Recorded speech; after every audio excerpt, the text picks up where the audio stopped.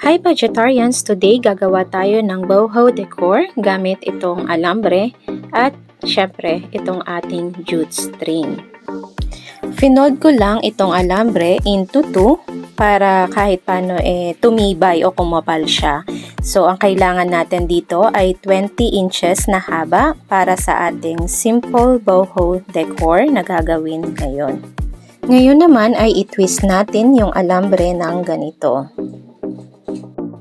Dito ay gumamit ako ng plastic canister para ma-bend o magawa nating circle itong alambre natin. Ngayon naman ay babalutin natin yung alambre ng masking tape. At dahil ayokong mainip kayo sa pagpapaikot-ikot ko ng masking tape sa alambre, i-fast forward na natin itong video. At eto na nga, tapos ko nang balutin ang ating alambre.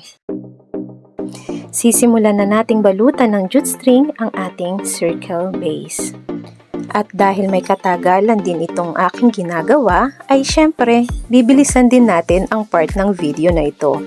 Kung mapapansin nyo, ay gumamit na ako dito ng finger silicone cover kasi ilang beses na ako napaso sa paggamit ng glue gun. O diba ang bilis? Hindi ka na nainip ano? Halika, simulan na nating lagyan ng palawit na jute string itong ating circle base. Ang size ng string na to ay 12 inches.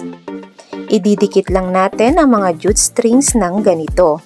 I-fold lang natin into 2. At syempre, gagamit tayo ng glue gun. Para sa akin, ito ang pinakamadaling paraan para maidikit ang mga strings sa base natin.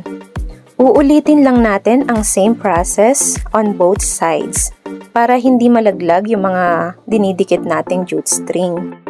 After ng isang ito, i-fast forward na rin uli natin ang video.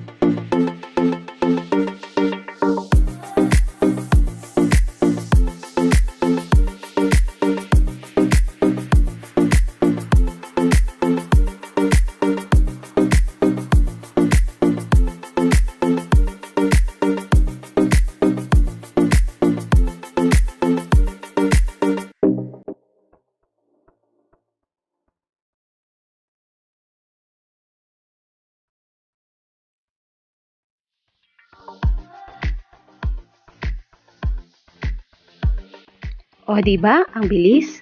One down! Halika, second design na tayo. So, same process lang. Titwist natin ang ating alambre ng ganito. Nga pala, tinakpan ko na yung butas ng aking table. Ang pangit pala kasi sa video. Ang size ng alambre na to ay 16 inches. And, isi-shape lang natin siya ng ganito. So, konting tupi sa gilid, konting tupi sa kabila. Babalutin din natin ito ng masking tape. O diba, ang bilis ko sa part na to? Next step ay babalutin natin ito ng jute string. Lalagyan na natin ng design itong ating half moon base. Syempre, bibilisan din natin yung part na to. Mahirap na, baka mainip kayo at maglipat kayo agad ng channel.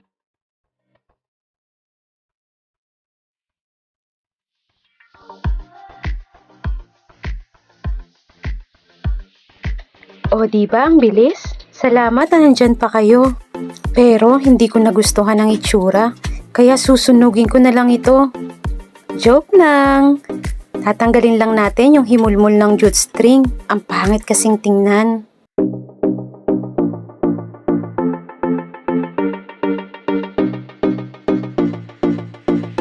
Simulan na nating isabit ang mga strings. Nga pala, 16 inches ang haba ng string na ilalagay ko dito. Budgetarians, dyan lang kayo ha. Saglit lang ito. Promise! Need ko pala mag-braid ng strings para kahit paano ay may design naman itong ating boho decor. Ilalagay natin ito dito sa taas. Halika, i-finalize na natin ito. Diyan lang kayo ha. Tapusin nyo ang video na ito. Salamat!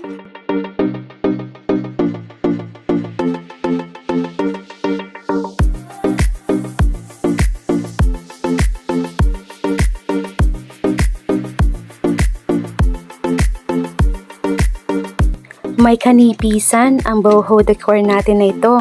Pero kung marami kayong jute string, damihan nyo na para mas maganda, mas makapal.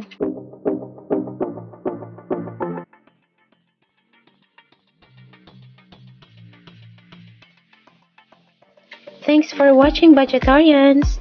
Please don't forget to like and subscribe to our channel. Bye!